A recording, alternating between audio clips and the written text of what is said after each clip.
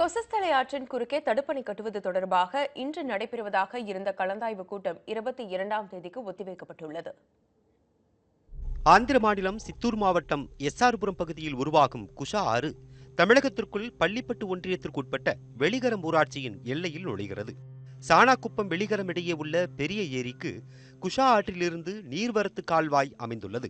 0 பாயிண்டிலிருந்து 3100 metre தூரம் உள்ள இந்த கால்வாயில் தற்போது 5 இடங்களில் 28 லட்சம் ரூபாய் மதிப்பீட்டில் தடுப்பணைகள் கட்டும் பணியில் ஆந்திர அரசு ஈடுபட்டுள்ளது. இதற்கு தமிழக விவசாயிகள் எதிர்ப்பு தெரிவித்து பல்வேறு போராட்டங்களை நடத்தி வருகின்றனர்.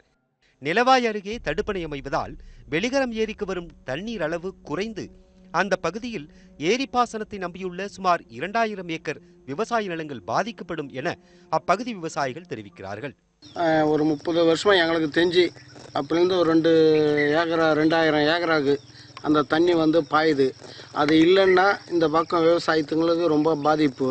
இதையடுத்து தமிழக ஆந்திர பொதுப்பணித்துறையினர் மற்றும் வருவாய்த்துறையினர் முன்னிலையில் வியாழக்கிழமையன்று பேச்சுவார்த்தை நடைபெற்றது. அப்போது குஷா ஆறு தமிழக எல்லையில் நுழையும் 0 பாயிண்டில் உள்ள நீர்மட்டத்திற்கு இணையாகவே தடுப்பணை கட்டப்படுவதாக ஆந்திர அரசு தரப்பில் தெரிவிக்கப்பட்டது. இதனால் தமிழக ஏரிக்கு வரும் நீரின் அளவு எவ்விதத்திலும் பாதிக்கப்படாது எனவும் ஆந்திர மாநில பொதுப்பணித்துறையினர் விளக்கமளித்தனர். அதை ஏற்ற தமிழக அதிகாரிகள் நீர்வரத்து கால்வாயின் கரைகள் பலவீனமாக இருப்பதாகவும் தடுப்பணை கட்டப்பட்டால் வெள்ளம் ஊருக்குள் புகும் அபாயம் உள்ளதாகவும் சுட்டிக்காட்டினர். மேலும் 0 பாயிண்டுக்கு இணையாகத்தான் தடுப்பணை உயரம் அமையுமா என்பதை ஆராய்ந்து உறுதிப்படுத்த 7 நாட்கள் கால அவகாசம் வேண்டுமென தமிழக அதிகாரிகள் கேட்டனர்.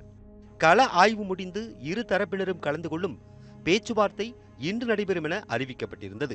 ஆனால் நிலவாய் பகுதியில் கள ஆய்வு இன்னும் முடியாததால் பேச்சுவார்த்தை 22ஆம் தேதிக்கு ஒத்திவைக்கப்பட்டுள்ளதாக பள்ளிப்பட்டு வட்டாட்சியர் தெரிவித்துள்ளார்.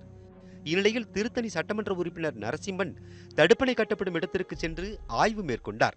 தமிழ்நாட்டிலே இருக்கிற வெளிகரம் மற்றும் சுற்று வட்டாரத்தில் இருக்கிற ஏரிகள் நிச்சயமாக வறண்டுவிடும். அந்த ஏரியை நம்பி கிட்டத்தட்ட 2000 ஏக்கர் நிலம் உள்ளது. எனவே ஆந்திர அரசு வெளிகரம் கிராம பாசன ஏரி வரவு கால்வாயில் நிச்சயமாக எவ்வித தடுப்பணையும் கட்டக்கூடாது என்கின்ற எதிர்ப்பினை தெரிவித்திருக்கிறோம். மேலும் 22ஆம் தேதி நடைபெறவுள்ள கூட்டத்தில் கலந்து கொண்டு தமிழக விவசாயிகளின் நிலை குறித்து பேச உள்ளதாக அரக்கோணம் நாடாளுமன்ற உறுப்பினர் ஹரி தெரிவித்துள்ளார்.